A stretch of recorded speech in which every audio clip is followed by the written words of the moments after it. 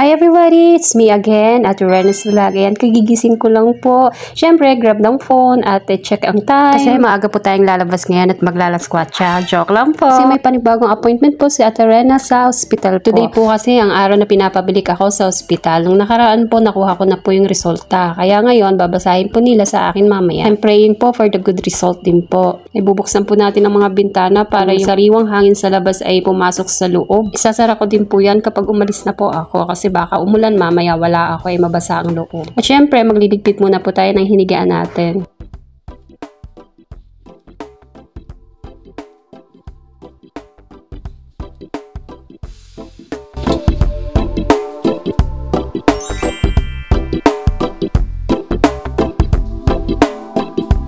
Lahat po bubuksan natin para yung blessings pumasok sa loob. Sarap po talaga ang hangin kapag umaga. Sarap sa pakiramdam. Inaantok pa rin ako mga katis ko, yes, pero kailangan gumising para makapagluto po ako ng almusal kasi hindi ko alam kung hanggang kailan ako doon mag-i-stay kasi public po yung hospital na pupuntahan po natin.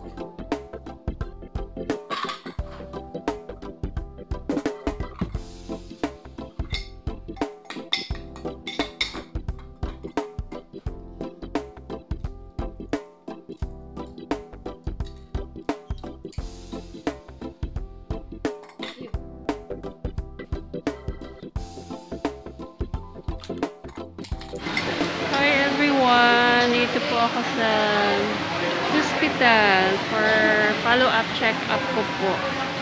So, meron na po tayong hawak na ultrasound. Another ultrasound po. So, follow-up check-up po. So, nung ano yan, nung kailan ba ako pumunta? Nung last week po. Tapos, nagpa-ultrasound ako sa private hospital para mas madali po yung resulta na makuha. Tapos yun, dito na po ako sa public para wala, libre po. Libre siya, wala siyang babayaran. So yun, kailangan lang po na matyaga kang pumila. So yan, pag wala kang budget dito ka sa public hospital, po dito ay libre.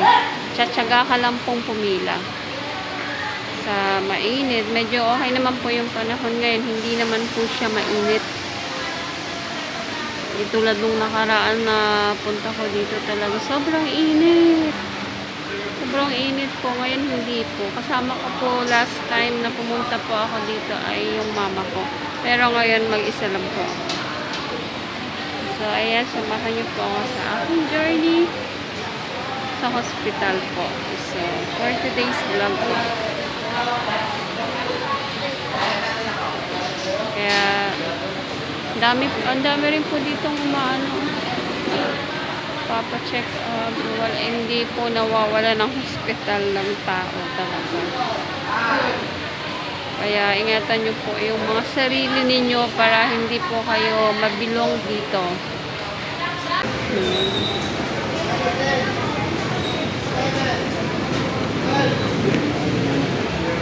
Ayan yung August si Ate Renan yung 7, pa lang, time check. 7:30. So, medyo marami na pong tao dito.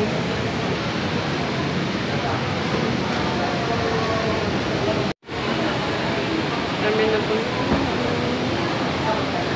tapos yung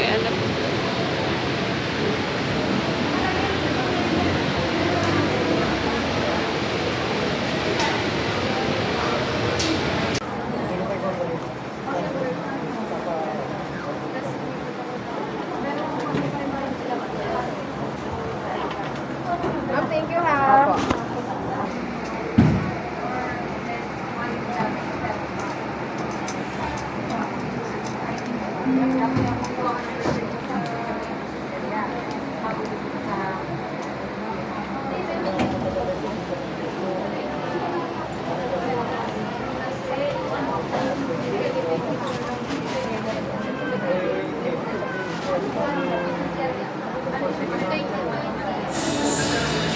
Dahil nga po, tapos na. So, kailangan natin i-treat yung sarili natin. Dito ako ngayon. Ayan, bili ako ng chismosa. Cheese.